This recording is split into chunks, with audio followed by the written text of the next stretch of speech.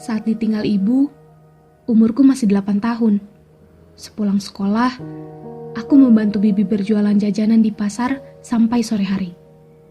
Sebenarnya Bisumi melarangku untuk ikut membantu, tapi aku lebih senang berdekatan dengannya karena dengan begitu aku seperti dekat dengan ibu. Apalagi dia tidak punya anak perempuan, sehingga aku diperlakukan dengan baik dan sudah dianggap seperti anaknya sendiri. 1 tahun berlalu, jangankan uang, kabar saja tak kudapati dari ibu. Yang katanya bekerja banting tulang untukku, nyatanya dia sama saja seperti ayah, menghilang bagai ditelan bumi. Aku selalu bertanya kepada bibi, tapi jawabannya selalu sama. Tidak tahu katanya. Sampai pada suatu hari, setelah bertahun-tahun tinggal di sana, aku mulai mendapatkan perlakuan kasar dari suami dan anak lelaki sematang wayangnya Bisumi. Dari mulai cacian, makian, hingga berujung ke fisik. Puncaknya ketika memasuki kelas 2 SMP. Sepulang sekolah, di rumah sepi, tak ada siapapun. Aku berganti pakaian di kamar. Tiba-tiba, dari belakang seseorang memelukku dengan kasar dan membantingkannya ke kasur. Tubuhku sudah berubah posisi. Aku berusaha berontak, tapi kaki dan tangan itu mencengkram dengan luar biasa kuat. Dan betapa terkejutnya ketika melihat sosok itu adalah paman, alias suami dari bibiku sendiri. Aku berteriak, berusaha berteriak sekeras mungkin. Tapi mulut ini ditutup oleh bibirnya dengan rapat. Aku harus bagaimana dengan ketidakberdayaan ini? Nafas sesak, rasanya sakit sekali.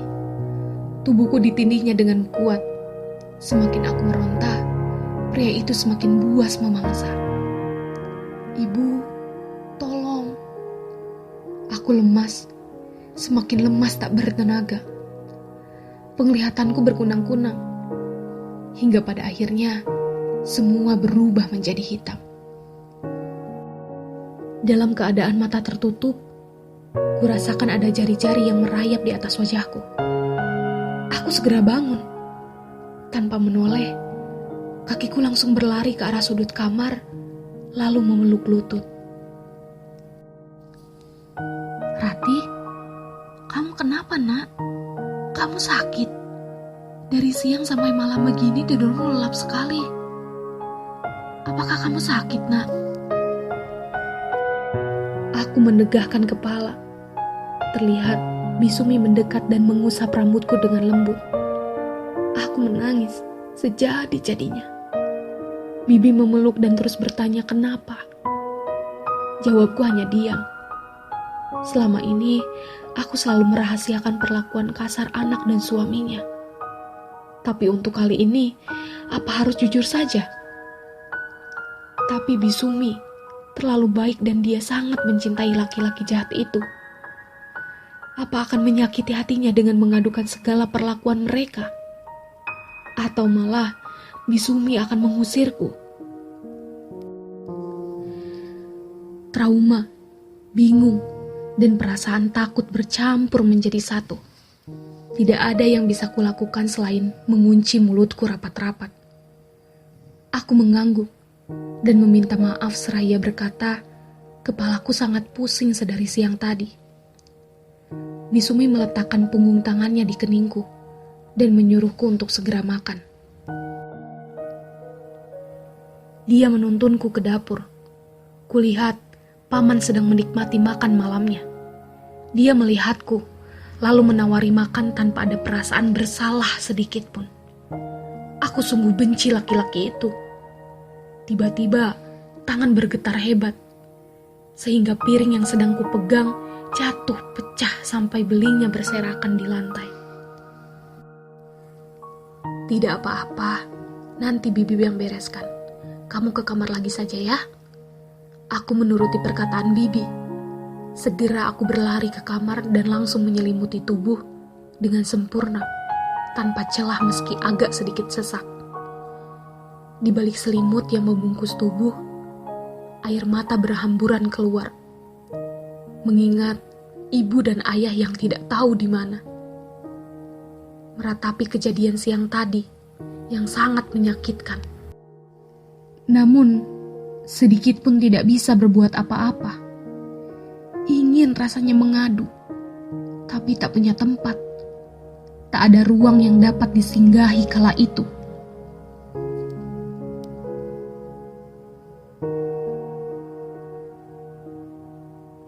Meskipun kepada Tuhan sekalipun, sama saja, buntu.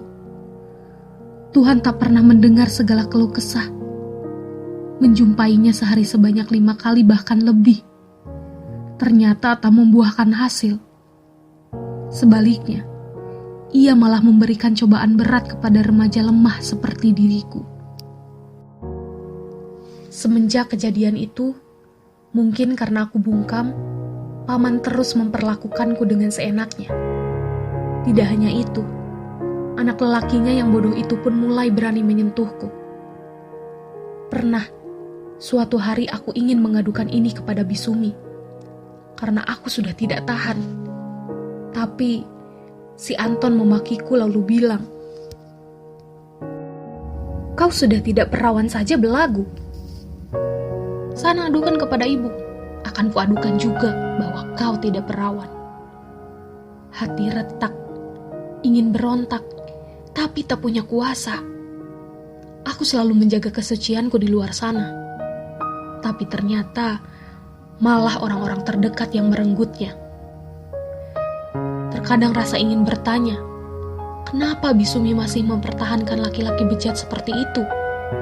Sudah pengangguran, kasar pula. Bisumi tak ubahnya sapi perah di mata paman. Apakah ini maksud dari perkataan ibu dulu? Bahwa lelaki hanya memanfaatkan perempuan untuk kesenangannya saja? Aku benci mereka.